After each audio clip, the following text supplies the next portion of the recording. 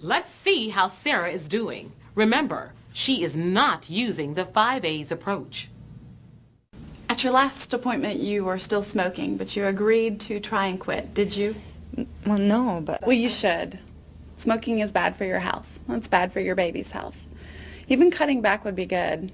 So, do you think that you can quit by your next visit by cutting back on 1 cigarette each day? Well, I've tried, but I've heard some women smoke and still have healthy babies. Well, a baby may seem healthy even though the mother smoked when she was pregnant, but it increases the baby's chances of being born too small to be healthy, affects the baby's brain, and doubles the baby's risk for SIDS.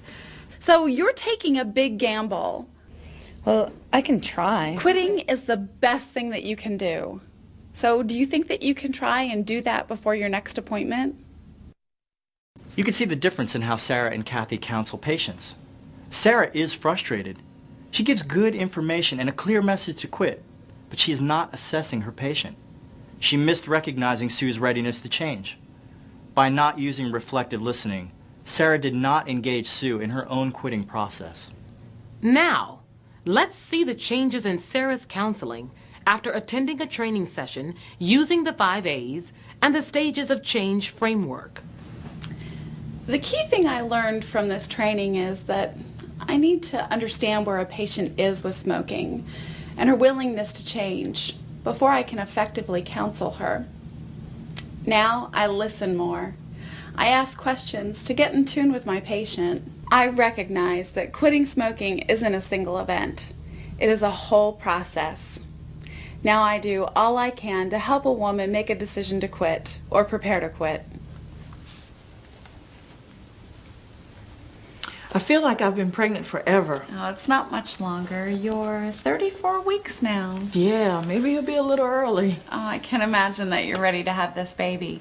But he's got 6 more weeks of growing to do. It's better for him to be full term and have a good birth weight. Yeah. Can we spend a few minutes talking about smoking? All right. Are you still smoking cigarettes? Yes. Last time you were thinking about quitting, right? I was. I guess I still am. But it seems a little too late to quit now, doesn't it? It's never too late to quit. And I really would like for you to stop smoking. Quitting now will help your baby get more oxygen and nutrients so that he grows and develops appropriately. You know, it will also help you. What are some of the reasons that make you want to quit, Kate? Well, mainly that my baby will be all right. But I also heard that you feel better and you have more energy. I'm just tired of being tired. So you're thinking about quitting for your baby's health and so that you'll have more energy. Yeah. Those are good reasons. Many women say that they have more energy after they quit smoking.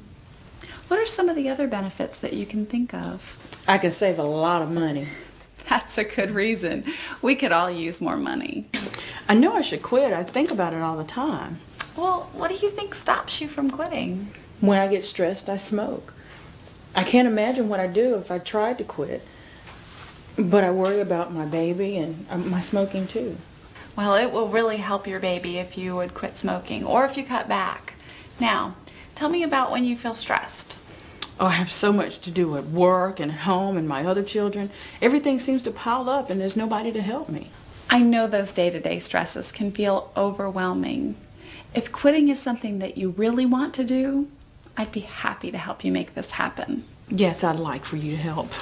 Great. This booklet won't make the stress go away, but it can help you figure out what you can do instead of smoking when you feel stressed. Okay. So let's try setting a quit date. This can help give you a goal and help you get prepared. A quit date can be a special date like a birthday or a day within the next couple of weeks. This would be a really great birthday present for your baby. Yeah, it sure would be. So, we'll review your quit plan on our next visit. Okay. And in the evenings, you can call the North Carolina Quit Line. Okay. Did you know that you can use the same strategies in this booklet to help you deal with your stress? Now, let's talk more about that. Sarah did a good job of assessing as she explored her patient's smoking behaviors. By asking her patient questions, the patient told herself why it would be better to quit. Let's see how Sarah uses her new counseling techniques with a previous patient. Sue, at your last visit, you were thinking about quitting smoking. Yeah, I've been cutting back and I think I'm ready to quit. That's great that you've been cutting back and that you're ready to stop smoking. Yeah, thanks. I guess I just don't know what to do next. Would you like to take a few minutes and work on your quit plan? Sure. Okay. By answering these questions in this booklet, you can figure out your smoking patterns and what you can change. Okay. So you can create your own quit plan. Here's a pen. You want to go through it together? Yes. Okay. What are some of the reasons that you have for quitting? Sue can continue to work through these questions that take a smoker through a process used by successful ex-smokers. When she is done, Sue will have a plan that fits her and can help her set a quit date, tell family and friends, identify who she can call on for support, anticipate challenges, make a plan for dealing with cravings, remove all tobacco products from her environment. Let's join Sarah for the final step. Congratulations! You have a quit plan. Thanks. Remember, quitting is a process and it can be hard at times. Just refer to the things that you've identified when you have the urge to smoke. Take it one day at a time. I know you can do it. Yeah, I think that this will work. Just one day at a time. This is a great start. And if you slip, don't feel bad about it. Call me and we'll go through it again. You can also call the North Carolina Tobacco Use Quit Line to help you with your quit plan. In fact, if you're interested, and since you plan to quit within 30 days, would you like for me to make a referral to the quit line? Maybe. What do they do? A trained quit coach will call you to check on your progress and help you through your quit plan. You can call them any day from 8 a.m. to midnight. But remember, I'm always here to help. Okay, I'll do that. Great. Would you sign this referral form to give me permission to send your information to the quit line so that they can call you? Sure. Write down when you want them to call you, then I'll fax it to the quit line. At your next visit, we'll check on your progress. Okay, great. Super. Remember, the woman is the only one who can decide to quit. It looks like Sue is preparing to become an ex-smoker. If she follows her plan, the next time Sarah sees her, Sue will be in action. Sometimes women who quit while they are pregnant are tempted to start smoking again after the baby is born. Use family planning or postpartum visits to check on your patient's smoking status and to address secondhand smoke. That is what Kathy is doing. Do you have any more questions about how to use this method? No, I think you answered them all. Okay, so how's life as a non-smoker? Now that I've had the baby, I have been so tempted to start smoking again, and it sure would make losing weight a lot easier. Remember, it took a while to gain that weight, so be patient about losing it.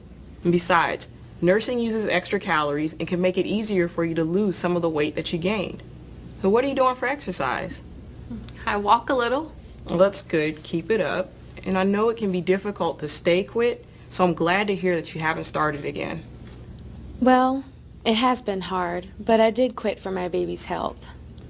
That's really important. And now you'll want to keep her away from secondhand smoke, too.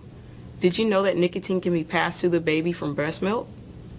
So if you stay quit, you'll continue to benefit, and so will your baby. You know, you could also make a plan to lose weight just like you did with quitting smoking. Oh, really? When you created your quit plan, you came up with things to do to help you quit, right? Yeah. Well, let's talk more about what you can do to keep on being a non-smoker and lose the weight. Kathy is trying to keep her patient from relapse. If a patient can stay quit, she will be in maintenance. Assistance and information to stay quit is essential for patients in this stage. Relapse happens to many former smokers, but it does not mean they can't quit and stay quit. Sometimes a woman's readiness to change is evident, but we recommend that you ask patients which statement best describes her.